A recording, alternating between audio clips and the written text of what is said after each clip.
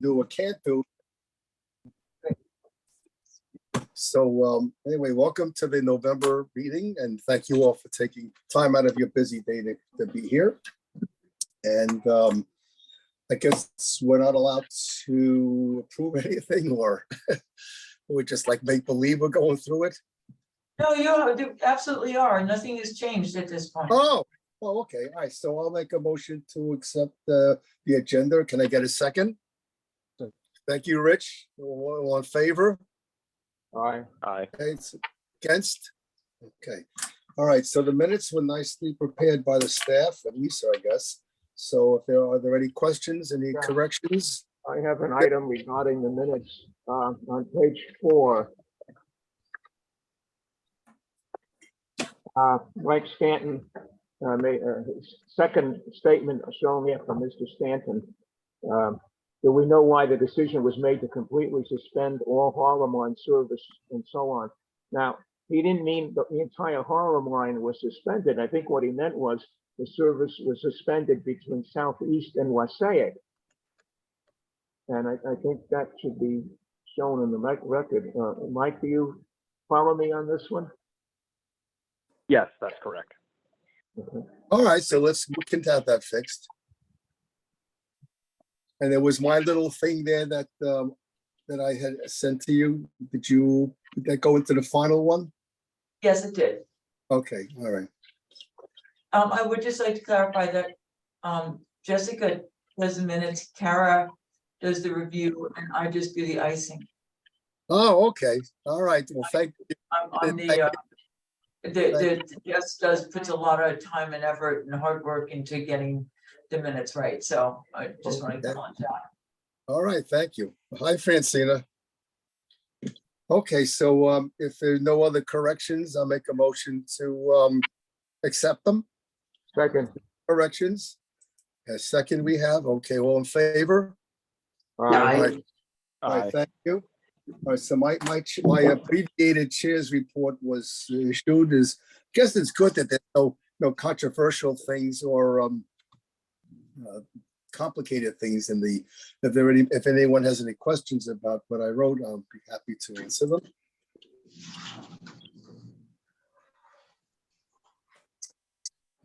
Okay. Old business. Does anybody have any old business? Go ahead, Rich. Again, everyone knows I'm on the Woodbury Village Planning Board. Okay. And we've been reviewing the application for a Harriman transit-oriented city. We meet with the developer quarterly to give us an update. Again, he's in the early stages because this is a very big commercial and residential application. So as he comes in to review it with us, we make certain recommendations and he comes back. I would say we're about 3 years away from the final site plan to be approved. Again, Wow. Wow. It takes a long time because all the permits that are required from the state. And again, the opposition, if there is opposition, which we're expecting. And the other thing is there was the Nepera paint company that had toxic chemicals, we believe, in the soil. So there's some mitigation going on about that because it is next to the site of the application. But I think it's moving along nicely. It's a quarterly update. And as I get more information, I'll just update everyone. How does transit riders benefit from this? Well, it's going to have, I forgot the number of exact townhouses because it keeps on changing with the site plan, but it's in walking distance to the Harriman, it's adjacent to the Harriman train station. Okay. And then what I'd like to see is a shuttle between Harriman and the Commons. Right now, the train, there is no stop at the Commons, correct? And even though the Commons owns the property, there could be a shuttle with not a regular stop for picking up commuters like they do in the morning, working, because there's no place to park. But it could be a shuttle a couple times a day, for people coming up from the city to stop there. So that's not out of the question, as long as it's not a designated stop for people going to work. So that would be one of my goals, if we go ahead with this plan, to have some kind of shuttle going back, or even a stop, as long as, like I said, a stop for shoppers coming from the city, coming from New Jersey. Because if you've been up here recently, we're approaching Black Friday. The Woodbury Commons is overloaded. It's 100% Monday to Friday to Saturday, Sunday. Right now, it's 100. They're even parking in other designated areas for overflow, and the traffic is horrendous. You don't want to be here Friday, Saturday, Sunday on Route 32 at the thruway, and it's backed up unbelievable because of the shopping. So, Rich, how can we help with the shuttle when it comes to that time? well, we have to see a revised site plan where they're going to build the commercial, meaning they want a movie theater, they want retail stores, they want a hotel. In addition, they want, I believe it was 2,000 townhouses. So once we have a working plan, then we could sit down. But right now, it's up in the air, it keeps on changes. But the developer, he's committed to go forward. He says there's a big opportunity here. So we just have to take it, every 3 months he comes in, very positive. He asks for recommendations, we give them to him, and he comes back with a revised plan. So I would say we're about a year away from a good working plan. Once we have that good working plan, I will share that with you. But there's no sense in me sharing anything with you now because it changes constantly. Orrin was a big advocate for having a station at the Woodbury Commons, which would have taken hundreds of cars probably, and buses. Are buses still coming up from the city on a daily basis there? They have see them. Okay, they have cleared out a special area for buses. There's about 50 buses parked a day in this special parking lot. Okay. That picks up people from all over Westchester, New York City, Jersey. There's about 50 buses. And okay, so that's good. Yeah, and they have to keep their engines off. That's the law in Woodbury. All right. When they're parked. That's at least that's a bunch of fewer cars coming up there. All right. This Rich, you had, I believe, talked about improvements to the Harriman train station and sent a letter to the county executive. Yeah. Is that something that would come with this development, or something that is Okay. that would seem to be like the developers would want to participate in that? Okay, that is separate. I'm looking to expedite that quickly. What had happened, I sent that back in June, I believe. And believe it or not, the chief of staff for the county exec, I have an email, they apologized. It got lost, my request. So I sent it again, and I have an email last week stating from the secretary for the county exec and the chief of staff, they're going to set up an appointment with me soon. But the delay was it got lost. How it get lost, I have no idea. all right. Well, thank you. Does it make sense to work with the developer also to make further improvements or to look at ways where there could be done immediately at a sort of reduced cost? And then as part of the TOD, have a bigger, better plan? Well, like I said in the beginning, this proposed TOC is very big. It's probably the biggest thing, aside from the Woodbury Commons, when we approved it in '85. This is probably going to be the second biggest project in Orange County for us. So it's going to have a lot of people involved, from the county to the police department to the fire department. It's going to affect every support service unit, EMS, because of the size. You can imagine if you add all these new commercial businesses, hotels, 2,500 residential, something has to expand in the fire department, police department, all these entities. And then you have the water and sewer to support it. That's a big thing. Where is it going to come from? The current plant cannot hold the outflow of the sewage. I mean, we're at capacity already. So they would have to think about building their own or expanding the existing. So it's pretty large. Oh, thank you very much. All right, thank you. You keep us updated. I know that you will. Okay. Sounds like a good site visit. Yeah, definitely. Did you have a question, Lisa? No, I said it sounds like a good site visit. I agree, as long as we could go shopping.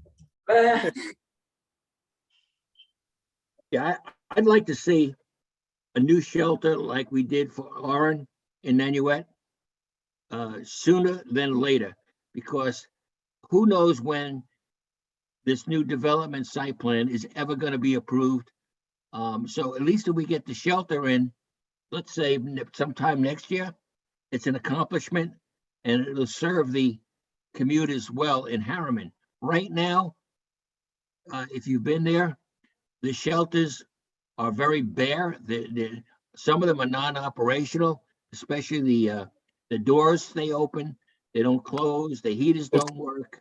Well, that's easy to fix. Just send the report to the staff, and they will send to Metro North, and they'll get on it right away. They don't fool around with that. Yeah, and this has That's what you need happened. to tell them. Yeah, this has just happened recently because during the warm weather, everything works. This last cold spell I went down there, I saw doors open and they weren't closing, and yeah. So They've been very responsive. Rich, you just notify the office, and they'll let them know, and they'll go out there and fix it. I mean, everything I've ever had them to do with Nanuet and other places, they go and fix it right away. Okay, I'll take some pictures. All right, Great. thank you. Did you get resolved that thing that we got Dave Malillo last month in? Yeah, Well, well, I was gonna do the new business. It's not really Oh. old, but All right, wait here, so just go ahead. I'll wait till new business. Oh, all right, good choice. Okay. I guess the next, so if there's no more old business, we'll go to new business now. Discussion of priorities and goals for 2023. Lisa, you want to kick it off?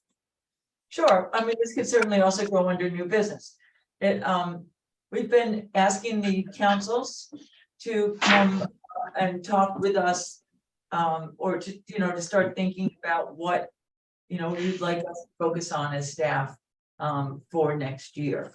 We kicked it off with LARCC, who had their meeting last week, and they're looking at, a number of different projects, and including, medical accessibility, several other projects, looking at funding, which is certainly on our radar as well. But if there are certain specific things that you are interested in, for us to maybe do a report on, or study, or to put on our radar screen. Kara, if there's anything that you can, that comes to mind, jump in. But think about it. Send us email, And let's figure out and talk about as our staff grows, because we are hopeful that our new associate director will come on in week of December in time for Which- PCA. Which week? I didn't hear, you came in broken up. Which week? First week of December. Okay. We'll see. But so that we can really start focusing on priorities and staff work and how we're going to look at next year's approach next year's work. Okay. And since you mentioned next, you're working on proposed dates for all our meetings, correct? Yes, and that's something that we'll have in advance of PCAC, which is on December 8th. First it goes to the executive, and then it goes to the And is the expectation that PCAC is in person or Zoom? it's in, you'll have a Zoom option. But the meeting is an in-person meeting. And do we expect to continue to Zoom or to be in person? I'm just trying to fit my schedule. So that is the conversation for the open meetings law. If you want to go into that, we can Yeah, let's do that. Let's do that. into that, right? So we sent along a copy of the draft regulations and the resolution. Each of the councils has to develop its own set, but they're essentially pretty much the same. This came out of the fact that the emergency order 11 expired or was left to lapse and was not renewed. And so the ability to just Zoom and have a quorum over Zoom or WebEx or whatever the platform it no longer exists, except in places where there are declared states of emergency. So under the open meetings law, and I had a conversation with the Committee on Open Government yesterday, there needs to be an in-person quorum for in one or more locations. And it could be one person in every, in one person in 5 different locations, or 5 people in 5 different locations, as long as you will give your address or location and they are publicly accessible. That includes being out of state. So Randy, if when you're out of state, if you're at a publicly accessible location, and we give that address as a place where the public can go to participate in the meeting, you count towards a quorum. Otherwise, you don't. So that's the way. All right, so when I'm down in Florida, I'll go and find a library or something near me. I'll give you Yeah. that. So, How much in advance? I'll talk to you. How much in advance do you need to have that? When we send out the agenda, so that we Okay. can set the location. Okay, And no one participating remotely counts unless they're in a public location. So even if you're in a different state, once we have a quorum, you're remote, you can participate, but you don't count toward the quorum. And in order to have a quorum, the persons must be physically present there at the meeting, am I correct? In a publicly at a accessible public place. Well, once there is a quorum, publicly then, stated location. Right. once there is a quorum, then those who are on, at other locations can vote, and their votes will be counted, but they will not be counted toward a quorum. That's correct, right? No, their votes will not be counted. If you're remote, unless there's even if there's an extraordinary circumstance, your vote doesn't count. If you're remote, you can participate. Once we have a quorum, people who are remote can fully participate, yes. Right. Right. But to get a quorum, there have to be enough people physically present at the meeting location, am I correct? In any publicly accessible meeting location, Right. publicly And how many- accessible. And how many people do we need to have a quorum? for us, it is for MNRCC, 1, 2, 3, 4, 5, 6, 7, 4. So we need 7 for a quorum. Okay, thank you. No, four for quorum. 4 for a quorum. Oh, 4 for a quorum. Okay, got it. Walter, maybe you and I Thank can find a tri-rail station or something to go to. Okay. Lisa, I guess, So essentially, we could be at 4 different public locations that you would put out ahead of time. So that the public can participate at those 4 public locations to have a quorum. Correct. Now, the public can also participate via Zoom because they don't have the same restrictions. Right. So, Rosalind, you had a question, and then I'm going to throw in a couple of loops. oh, maybe I should wait. All right, I so, was just going to say that from my perspective, the intent of the law is to allow people public access. correct. And so I, like other people, live 2 places, but basically what I do is I plan around the date here. And I had planned to be there, but because nobody else was going to be there, I wasn't going to be there. So my point is, I would probably, as long as you guys will have an office available at a Grand Central location, I'd be just as happy coming in, bonding with the 2 of you. Well, if it wasn't for my COVID, I would have been there today also. And Walter. Adjust. No, absolutely, and we'll continue to have at least 1, if not more, locations. So here's the loop, because why should there not be one?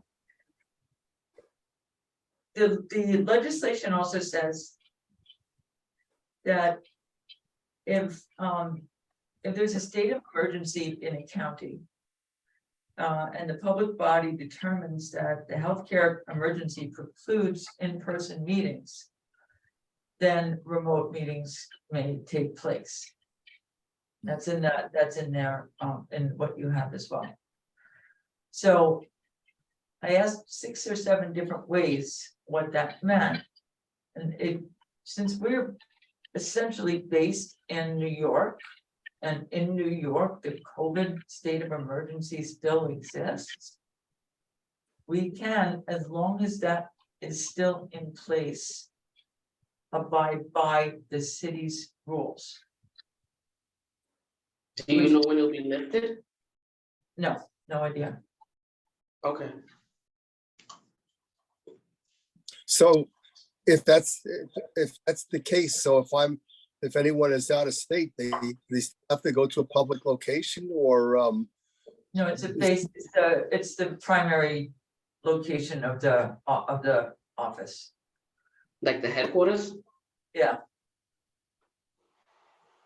all right. Okay, so we're kind of stuck with this. So what's the next move? We have to approve this? right, so the next move is if you have any changes you want to make to what we sent, if you have any additional questions. Ask our 2 legals over here what they think.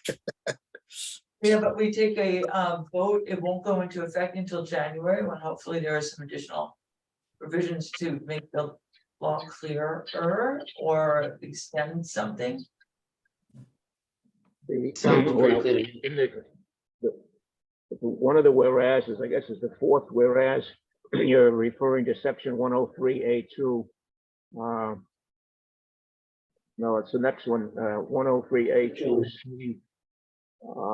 You correctly quoted the language from the statute there. I assume, I haven't checked it myself, but those are the only reasons why a member who's unable to be present at the meeting, it has to be due to extraordinary circumstances. And then there's an omission, including disability, illness, caregiving responsibilities, and so on. It's really unexpected things that are referred to here. Was there anything where that omission is shown? Is there anything relevant that should be in there? I haven't checked it myself. That language is, we took that directly from the Committee on Open Government website.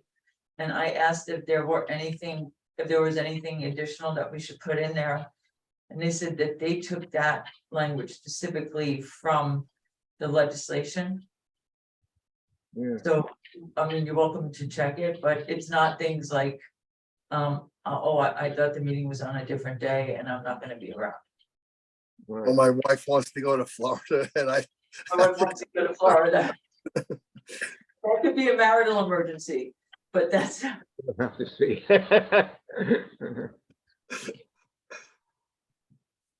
Okay, thank you. Francina, you have any input on that? No, I think it's clear cut. It holds people accountable, and I ask my questions. It's completely reasonable. I mean, I really can't dispute. I don't have anything else to add. So do you want a motion to approve this, Lisa? Sure, I'll make a motion to approve. And Okay, could we just restate what we're approving, please? Sure. restating, approving the resolution and the The regulation. open meetings law resolution and procedures that was drafted with this date that says November 16th. And it'll go into effect January 1st, 2023. all right, the second? Okay, all in favor? Aye. Opposed? Okay, thank you. Everybody's in favor, everybody's opposed, but we gotta do it, so. Yeah, Thank you. Yeah. You're And welcome. it's interesting because I did ask, and thank you all for that. I did ask if we could, I said previously, we permitted people to call in for our meetings. Yes. And they said, oh, that's never been allowed. I was like, oh, okay, well, But we Well, were that doing it for a was long Zoom. time. but that was Right. before the Zoom. right, but that's not a permissible way for participating in as a public Wow. body, so. So what does that do to our prior meetings since we were doing that method? Does that like make our meetings null and void? No, it just, we'll just chalk it up to, don't tell. Okay. And we're correcting it now. And yes, and we, we've done everything else. We posted the minutes. They were recorded. They weren't Okay. live. Apparently, they're supposed to have been live streamed for the past 5 years as well. But they were live recorded and then posted, so. Now we all have the capability to live stream everything all the time. Are we Okay, settled on our new meeting dates for 2023? We will, we'll put those together and get those out. Now, to look at the other, look at the MTA meeting dates, look at the holidays, look at the other council meetings, et cetera, and pull that together, so. and generally, we're the third Thursday of the month. It was an exception this week because I was supposed to go away tomorrow, but we've had to push that off. So thank you for making time to be here today. And also Okay. next week, Thanksgiving. So Right, that right. sort of changed everything a little bit. We moved TRC till tomorrow. The MTA board meetings were going to be next Monday and Tuesday. They pushed those to the Wednesday and Thursday after the Tuesday and Wednesday after Thanksgiving. So, they've been noticed, but inconveniently. Okay, Okay. Thank you. Thank you. I guess we could come back to Rich's. You still have something for new business, Rich? Yeah, I want to thank you, Randy, for giving me Dave Malillo's name, Chief Engineer at Maintenance, Metro North. What it was about is within our village, we have 3 low Metro North bridges their heights are 10 feet to 11 feet. The clearance you need for trucks is 13. So what's been happening, trucks have been hitting the bridges, which require EMS and police, and it's been happening more often. And we wanted to take some kind of action with Metro North.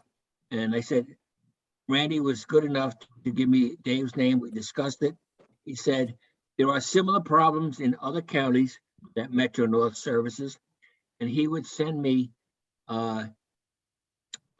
pictures of LED signs on bridges, LED signs before you, like a half a mile before the bridge, that would alert truck drivers. And we looked at all these, and they even said that they would pay for them, both the sign and the labor to install. And he said what he would need is the village approval for the street signs. And we have Route 32, which is New York State. If we're going to put signs there, we would need state approval. So being that we want to take this seriously because of all these incidents, I'll be working with the highway super and Dave Malillo to come up with a design of the signs and the locations. And then the village will give the approval to Dave. And then we'll also have to have a separate meeting with the state of New York for the Route 32 signs for the truckers. So it's moving along. And again, it's been an ongoing problem. Dave understands it because they have the same problems in other counties. And I'll let you know more. We're at each meeting, I'll give you an update about the signs and locations. And at least the village board is happy now, especially if the MTA is going to pay for this. And we just need to work with Dave. So it's moving along. Great. Can we put this on the agenda as an old business item going forward? So Yeah. Yes. We can follow up on it. Yes. I don't think Rockwood has a problem because all the great crossings we have here are all at level. So, yeah, but they've been very responsive. So I'm glad for that. Thank you. Yeah. Thank you, Andy. I just wonder if they have an inventory of the bridges that need this kind of treatment, so it's not a one-shot, village by village, town by town, place by place, program. That's a good question. Maybe we want to approach Dave Malillo. Where are these low bridges under 13 feet? You know, there's another thing is that we could get Metro North to go after Google and the other search ways and everything. They announce ahead of you as Great Crossing, so maybe they can do something like that for like low bridge for truckers. That's a good idea. How would you go about doing that?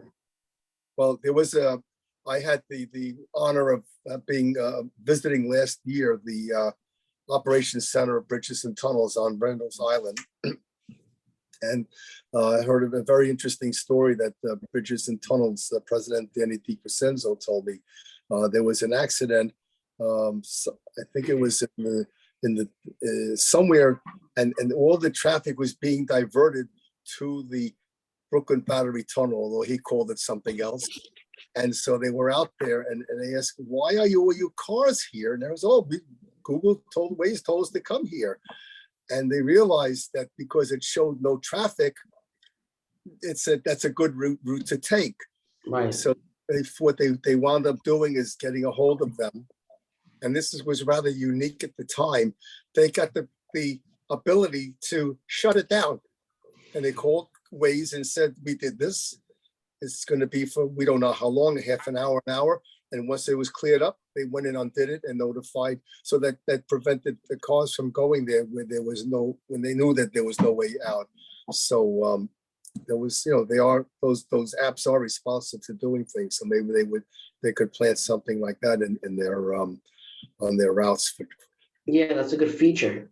I was All gonna right. say, Randy, maybe before the next meeting, since it's gonna be a regular item on the agenda, the pictures of the low bridges that I sent you, maybe Lisa can send them to everybody, so get an idea what we're talking about. Yeah, you have them, Lisa? I do have it somewhere, yeah. Okay. And then I could send you the updates from Dave Malillo on the progress we're making, because we do now have an email communication, what we're planning to do. Excellent. All right. Always good to hear good things. Okay. Yeah. Is there any other new business? Well, hopefully keeping the business in the vein of good news. I did hear from John McDonald, Westchester County, who said, who received a letter that we sent, and said that she and the county executive read it, for Francina and Rich. This was in response to, an event that we attended, without making sure that, we should attend. And Joan thanked us very much for reaching out. Said she looked forward to working with us. Was going to reach out this week. And I'll follow up with her, and said thank you again at the end of her letter. So. And Rosalind and Walt, do you still have your own meeting set up with them later on next January or something? Correct. Yeah. If you want me to attend virtually, I'll be happy to. If you don't want me there, I won't be there. Well, we'll wait until we hear further from them. Mhm. Okay. All right. Is there anything else? All right. Well, I hope we got it all done in the time that you at Francina. I don't think that Francis is here anymore. All right. Well, anyway, thanks for coming. I'll make a motion to adjourn. To say the next meeting is PCAC, and that's on January 8th. At the set the I'm sorry, December 8th, and then December our 8th. next meeting will be in January, and we'll send out the date as soon as possible. Okay. Okay. All Thank right. you. So You guys have a good holiday next week. I'm sorry? Enjoy your holiday. Have a safe holiday next week. yeah, we didn't officially adjourn. So I made a motion to adjourn. Got a second? So Second. All in favor? Aye. Now it's official, okay? Yes, a happy Aye. everybody. And get Thanks. well. Happy Thanksgiving. Everyone feel better and stay well. Yeah. Have a great conference, Mike. See if there's anything there that's a good takeaway for us. Will do. Thank Sounds you. good. Take care, Thank you. everyone. Okay, thank you all. Bye-bye. Happy Bye. Thanksgiving.